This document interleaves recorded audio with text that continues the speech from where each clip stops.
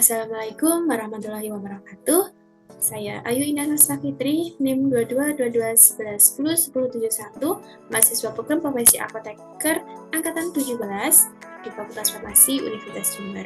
Pada kesempatan kali ini saya akan menyampaikan mengenai kuliah tamu pada mata kuliah bisnis kefarmasian dengan tema usaha kefarmasian di bidang produksi obat tradisional yang disampaikan oleh Bapak Apoteker Puma Aji Putra Pratama SPAM, manajer di PT Asimas.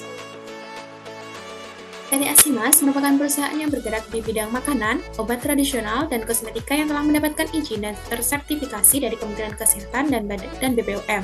Seluruh proses produksi yang telah menerapkan sistem produksi bertahap dan terkontrol dan didukung dengan peralatan modern serta sumber manusia yang terlatih, kompeten, dan terampil di bidangnya.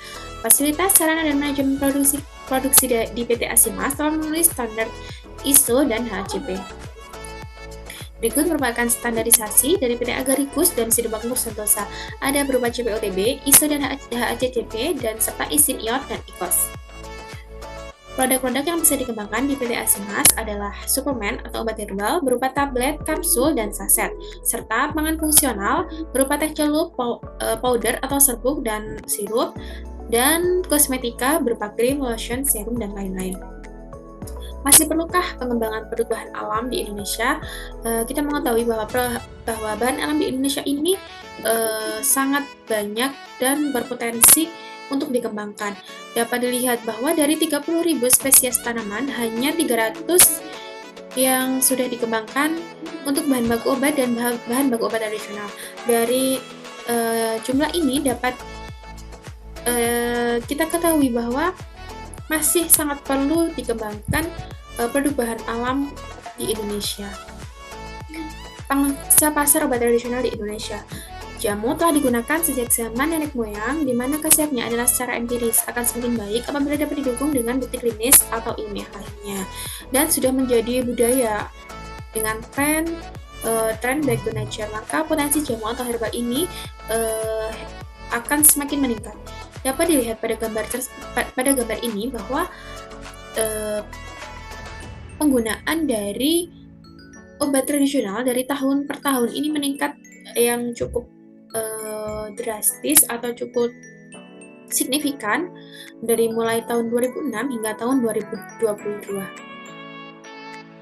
Global Market of Herbal Medicine.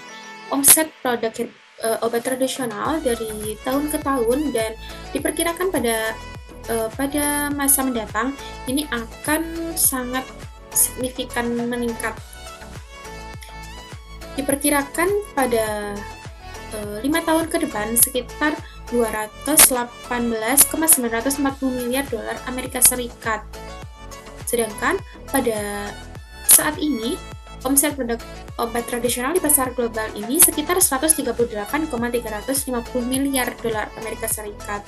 Sehingga dengan perkiraan pertumbuhan 6,70% per tahun ini dapat diartikan bahwa di masa mendatang omset dari produk obat tradisional ini akan sangat menguntungkan dan meningkat. Produk dan tahap pengembangan bahan alam. Bahan alam berpotensi dikembangkan menjadi produk yang beraneka ragam, mulai dari pangan fungsional, ekstrak bahan alam, sediaan herbal, kosmetik, dan suplemen kesehatan. Untuk obat tradisional atau pangan yang akan diedarkan di wilayah Indonesia wajib memiliki izin edar atau terregistrasi.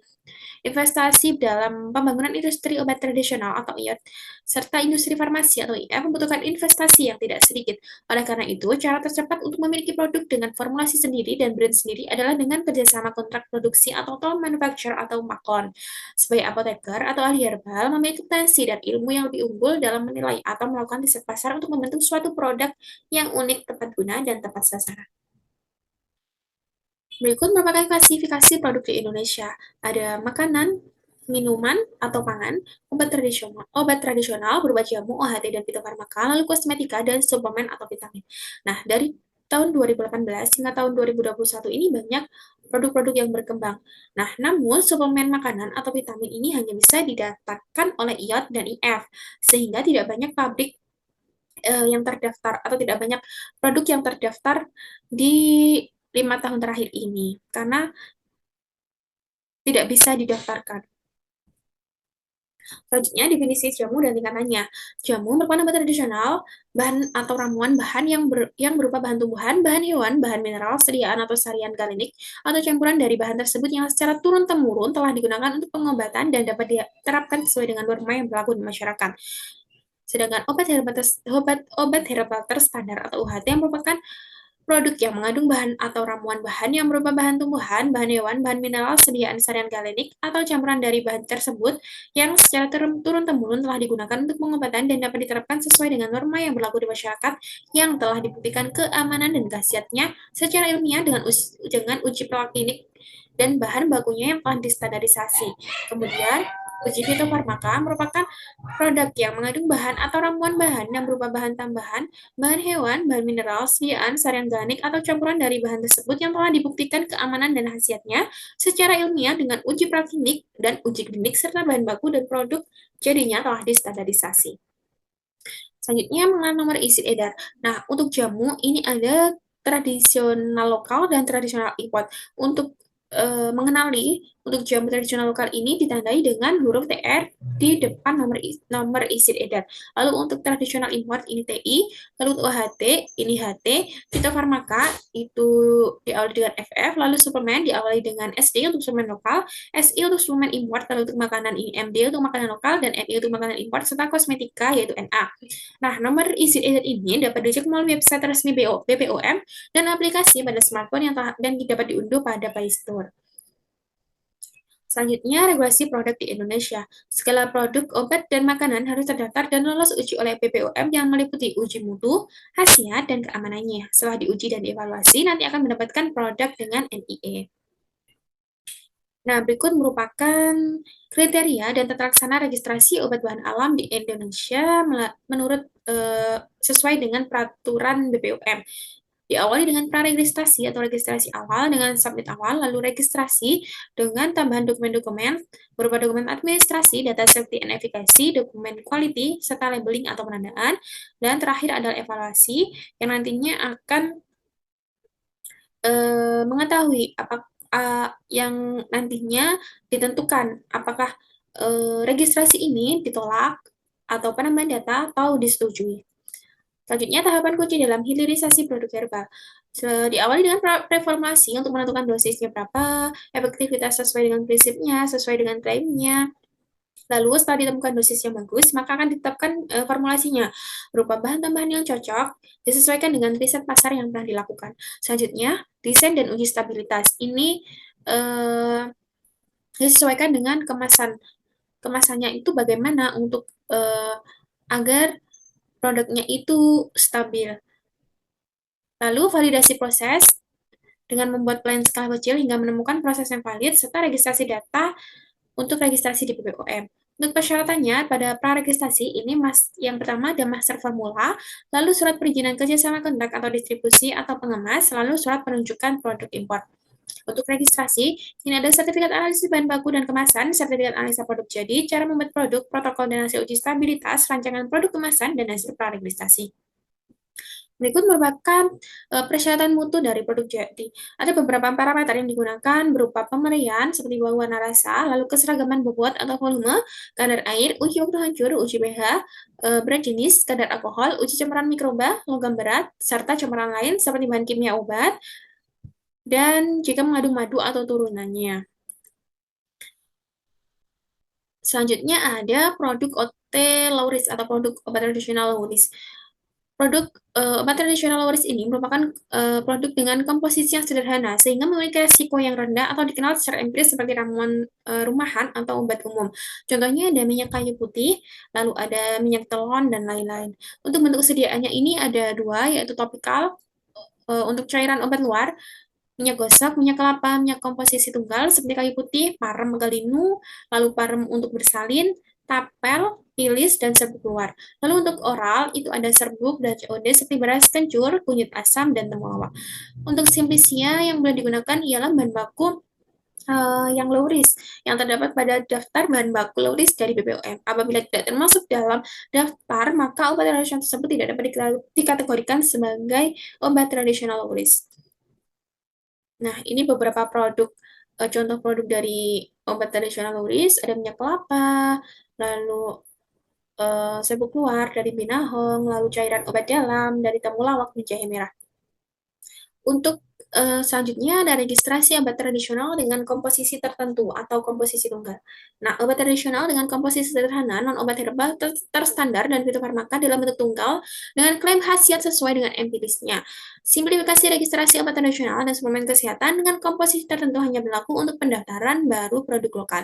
Bahan-bahan yang termasuk dalam kategori obat tradisional dan suplemen kesehatan komposisi tertentu dapat dilihat pada surat edaran nomor HK 02 0242 421 11 19 0152 tentang penerapan tanda tangan elektronik. Nah, ini larangan dalam pembuatan obat tradisional. Dalam obat tradisional dilarang mengandung etil alkohol dengan kadar lebih dari 1%, kecuali untuk tinktur yang pemakainya dengan pengenceran dalam bentuk COD. Lalu bahan kimia hasil isolasi atau sintetik berhasiat obat, bahan kimia hasil isolasi atau bahan lain yang berdasarkan pertimbangan kesehatan dan atau berdasarkan penelitian membahayakan kesehatan, serta menggunakan tumbuhan dan atau hewan yang dilindungi. Untuk bentuk sediaan yang dilarang itu ada intravaginal, tetes mata, injeksi, lalu khusus OT, ini supo kecuali untuk pasir. Serta isolat yang dilarang dalam OT ada isolat uh, picocianin atau spirulina, lalu anetol dalam minyak telon, dan terpineol, bahan aktif sintetik yang bersifat iritan. Berikut merupakan bahan-bahan yang dilarang digunakan sesuai dengan peraturan yang ada. Ada Angelica sinensis radix atau linguistic rhizoma pada pelancar head karena dapat menyebabkan bayi lahir cacat. Lalu ada Pausintalia yohimbe karena dapat menyebabkan stimulasi dan paralisis sistem saraf pusat.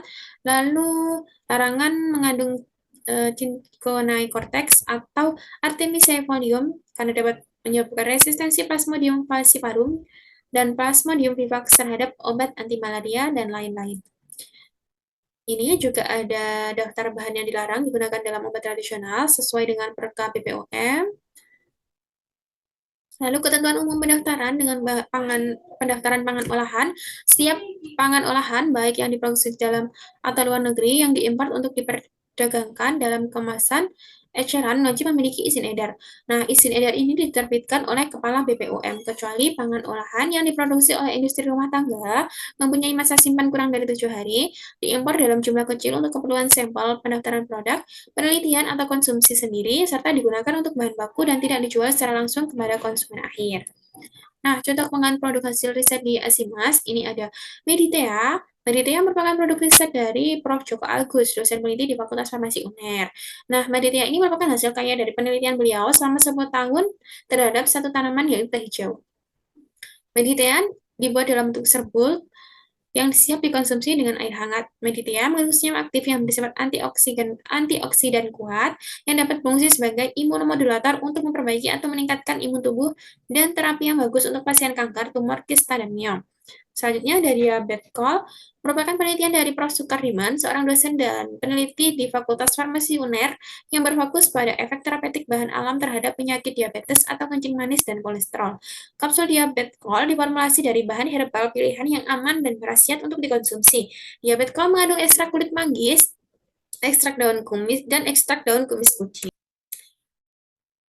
Nah, selanjutnya, karena pengaruh dunia digital, kini rata-rata penduduk Indonesia memiliki lebih dari satu HP, sehingga hal ini dapat digunakan sebagai media promosi dari obat tradisional tersebut, baik melalui YouTube, Instagram, Facebook, dan lain-lain, banyak sekali. Nah, untuk demikian, perlu adanya strategi-strategi untuk mendukung pengaruh dunia digital ini yang disebut dengan Blue Ocean Strategi. Yang pertama ialah dengan menghilangkan faktor apa saja yang dapat dihilangkan untuk menang bersaing dalam jangka panjang. Kemudian kurangi faktor apa saja yang harus dikurangi, terutama yang membebani biaya, namun tidak penting bagi pelanggan. Lalu tingkatkan faktor apa yang perlu ditingkatkan di atas standar kompetitor yang ada, ciptakan faktor apa saja yang belum pernah ada di industri sebelumnya, yang akan menjadi pembeda dalam jangka panjang. Lalu membidik pasar potensial, namun membuat kriteria baru yang belum pernah dilakukan oleh kompetitor lain. Pengembangan bisnis obat bahan alam tidak hanya berfokus pada khasiat, namun juga perlu studi pasar terkait produk. Ringkasannya, prinsip Blue Ocean strategi ini ya dengan mengurangi dan menghilangkan apa yang kurang penting serta melebihkan dan ciptakan yang diinginkan dari target pasar tersebut. Sehingga produk yang akan kita buat ini jadinya produk yang diinginkan oleh pasar. Baik, sekian presentasi dari saya. Kurang lebihnya mohon maaf. Terima kasih. Wassalamualaikum warahmatullahi wabarakatuh.